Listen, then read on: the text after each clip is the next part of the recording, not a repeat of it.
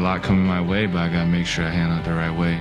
Jeremy Lin's sudden success has come like a New York minute. With the Knicks struggling, Lin finally gets his chance. He steps into the lineup, leads the team on a winning run, and solidifies himself as the Knicks' newest star.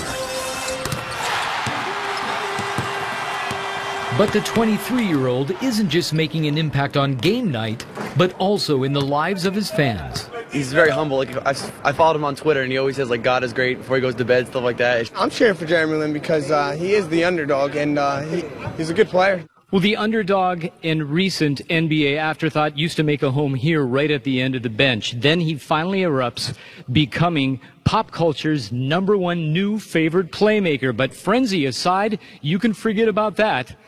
The Phenom himself will tell you it's all about God's favor. Extremely overwhelmed and with gratitude and thankfulness. Lin says his faith helps him sidestep the hype. The undrafted Harvard graduate has already been cut twice from 2 teams this season. He knows how fragile this window of opportunity can be.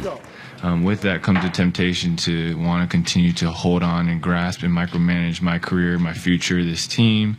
But learning to surrender that to God and really being diligent in prayer and the Bible.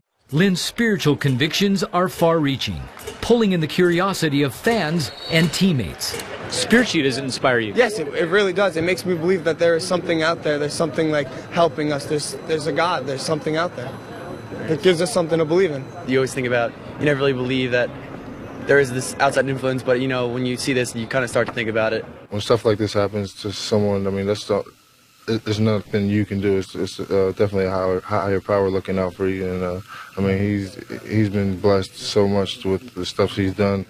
With a growing global audience watching, Lin's on-court success is surpassed only by the impact of his off-court perspective.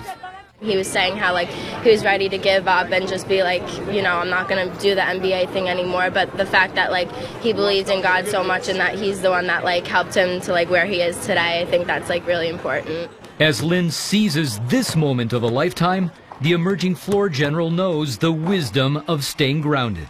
Basically, at the end of the day, it comes down to going back to the cross and reminding myself where my identity is and what my worth is.